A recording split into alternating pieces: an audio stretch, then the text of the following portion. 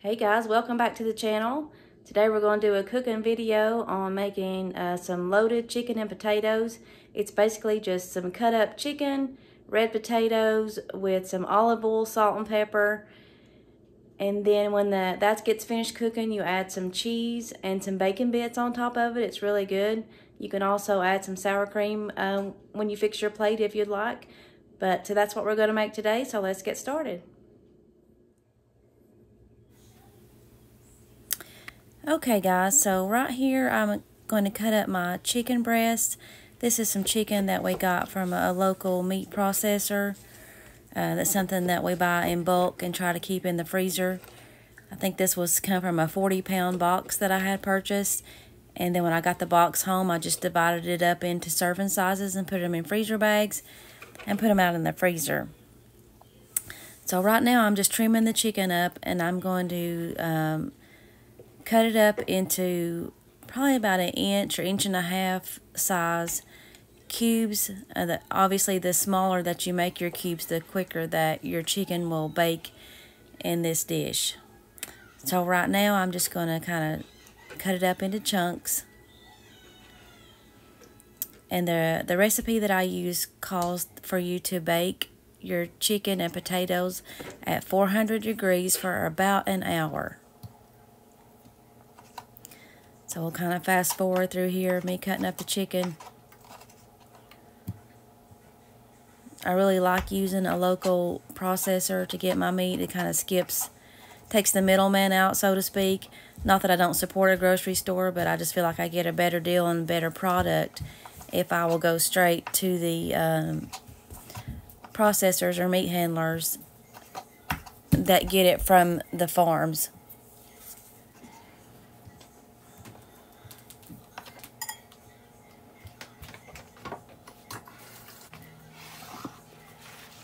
I'll clean up my mess real quick. We don't want any raw chicken anywhere.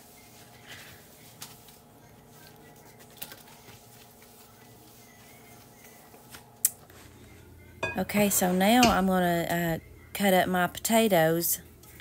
I've had these potatoes for just a little while, probably a little longer than I should have. They were starting to grow some sprouts on the end, so I just trimmed those off. They're perfectly fine if they're growing little roots or sprouts out the end.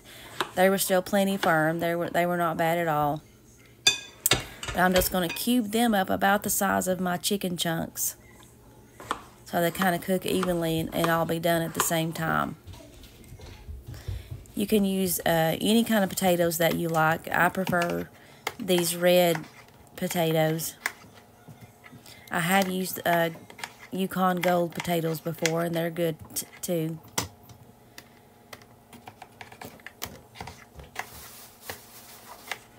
I don't know about you guys, but the older I get, the less I can hold a potato in my hand. I just work better with a cutting board for my hands.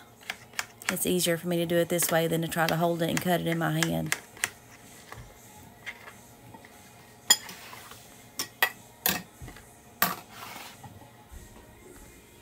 So now we're ready to mix up our olive oil, salt and pepper, and some garlic.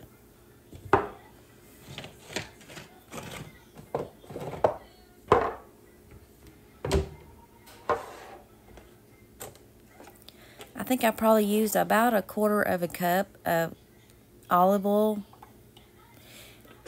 If you go ahead and mix your olive oil, your salt, and your pepper, and your garlic, mix that all up first, and then pour it over your potatoes and chicken, it just more evenly coats and gets the seasoning evenly over all the pieces.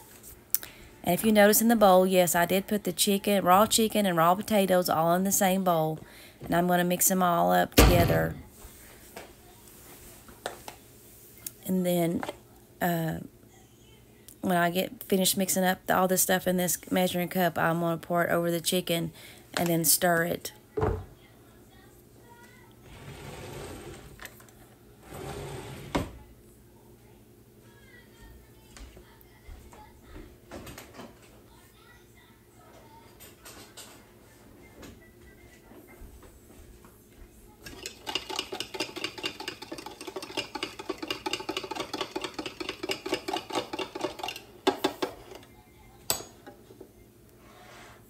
You can add some hot sauce in that mixture if you would like to make it a little spicier.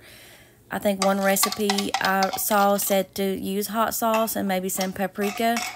I'm just not really a spicy kind of girl, so I just like plain salt and pepper and the garlic in mine. But you could make it a little spicier if you'd like. So I'm just going to mix all that up, try to coat all the chicken and potatoes evenly. And like I had said before, the oven is on 400. So when you get it all mixed up, all you're going to do is pour it over into your glass casserole dish or whatever kind of baking pan you prefer to use. You don't have to cover this dish, you just mix it up and pour it in.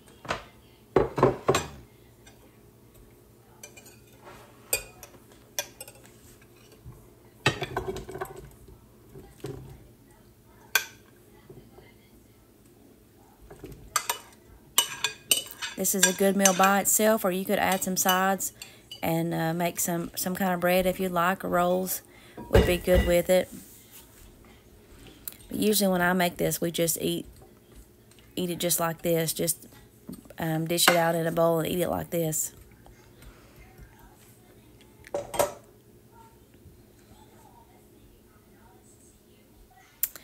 Alright, as it's baking on 400 degrees, what you'll do is you take it out every 20 minutes and stir it like this.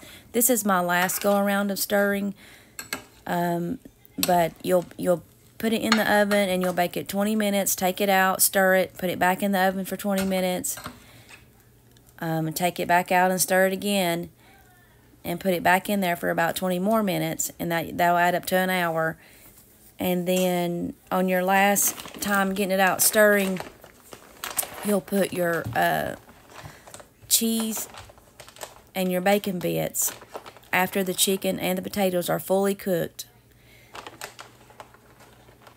So this dish does take about an hour to prepare, but it's really good and it's easy.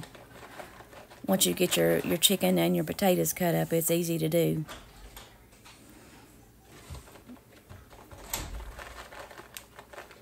You just add as much cheese, shredded cheese as you would like. I'm using, I think it's Colby Jack. Cheese is that's the kind of cheese that I like. You can use any kind, whatever cheese you like. And then these are just some bacon bits. You can certainly cook your own bacon and make bacon bits that way. That would be good too. This is just what I had on hand and ready to go. So once you get your cheese and your bacon on there, after the chicken and potatoes are fully cooked, you just put it back in the oven for about 5 more minutes, and then it'll melt just enough to melt the cheese, and then it's ready.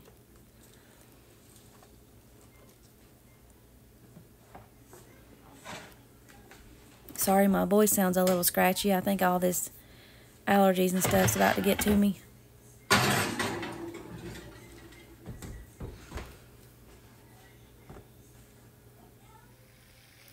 And then this is your finished product. It's very good. You could also, like I said before, put a dollop of sour cream on it on your plate when you're done. I hope you enjoy. Please like and subscribe.